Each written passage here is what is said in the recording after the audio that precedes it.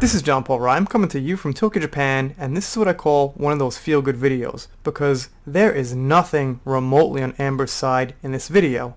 Basically, Amber's ex-assistant is testifying against her about all the stuff she's seen and heard throughout the years. She's even seen Amber naked quite a few times in changing on sets and things like that. The important thing about that is she would know if the bruises moved, if there were bruises, and she claims Amber was pretty clean the whole time. So let's get into this.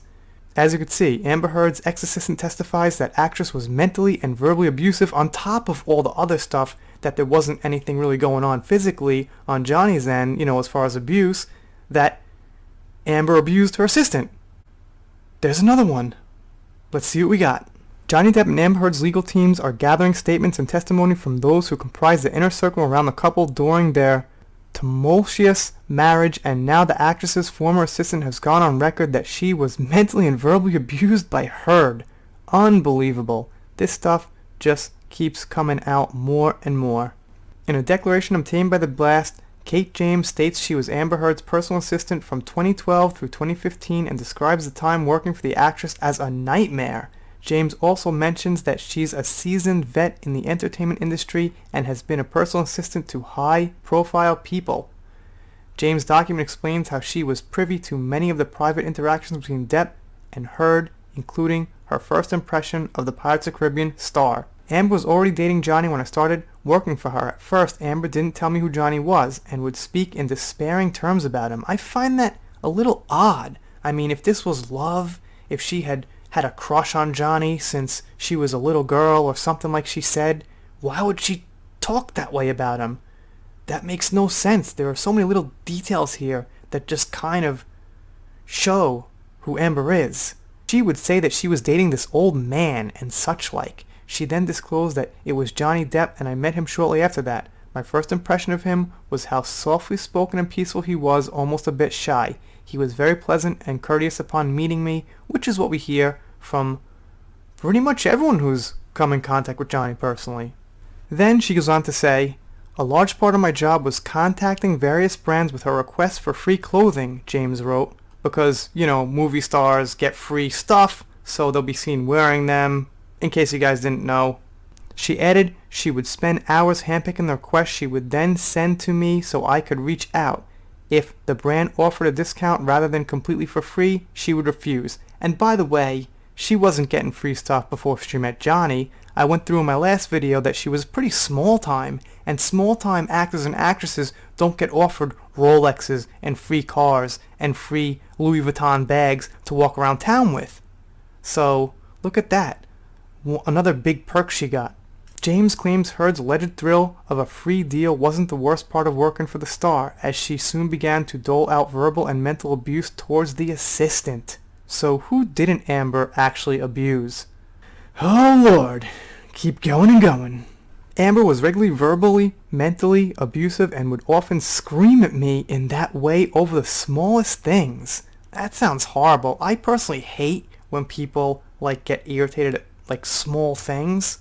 She would fly into blind rages where no one could reason with her, and even if I was trying to offer an explanation, I didn't think that she could hear me as she was so angry. It was like she thought regular things that can go wrong in any person's life on any given day didn't apply to her. Everything that went wrong was always my fault. I remember one occasion where she missed a connection on a flight on or around Christmas Day in 2012. My aunt was visiting from Australia at the time. She was screaming abuse at me for literally hours as though I had made it snow and caused the disruptions to the flight. So Amber Heard got, stuck waiting for a flight or something because of snow, which is something every human being who flies has to deal with, and she took it out for hours on this poor assistant. Well, I'm happy that's going to be testified in the court.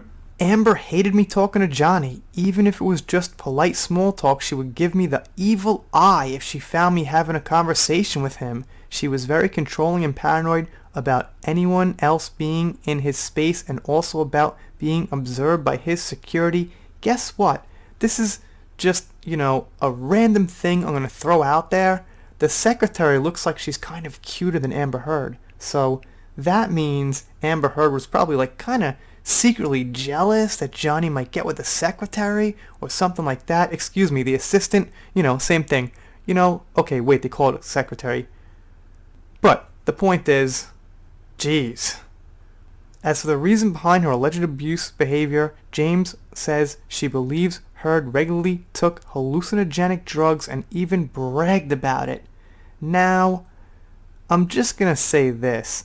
I don't think that hallucinogenic drugs make you like angry and irritated and things like that, but it might have actually set her off into some weird lines of thinking and maybe kept her rambling for hours when you mixed her natural personality with hallucinogenics.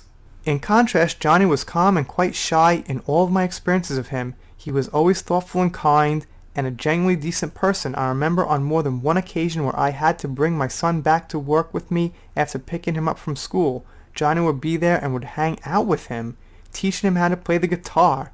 That sounds like an old hippie. That sounds great. And that sounds like the Johnny we see visiting kids in the hospital.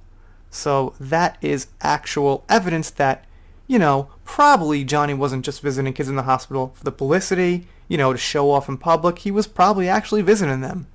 He would be patient and kind with him. I would never have left my son with Johnny while I was working if I had any concerns about him whatsoever. The stress eventually took a toll on her body, and James claims her family was extremely worried while she was working for Heard. Sounds familiar. In the 3 years that I worked for Amber, I would go to her house almost every day. So, yeah, 3 years going to someone's house every goddamn day means you get to know things about them, including on weekends. I would not announce when I was going to attend the apartment to drop things off or pick things up, so it would regularly be without notice. Even better, I never saw any sign of an altercation or even the aftermath of a serious and messy fight in the way that Amber describes in her statements. She continues to say, I never saw any physical violence by either Amber or Johnny. I saw Amber much more frequently than Johnny, almost every day for 3 years, apart from when she was out of town. I understand that the period of my employment overlaps with the majority of incidents in which Amber has alleged Johnny was violent towards her. I never once saw any bruising, swelling, or any evidence of what could have resulted from violence.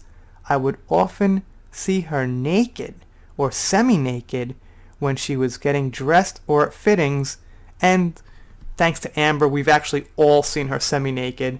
I was around her a lot, often 7 days a week. And if you don't know what I'm talking about, she posted pictures on Instagram of herself half naked.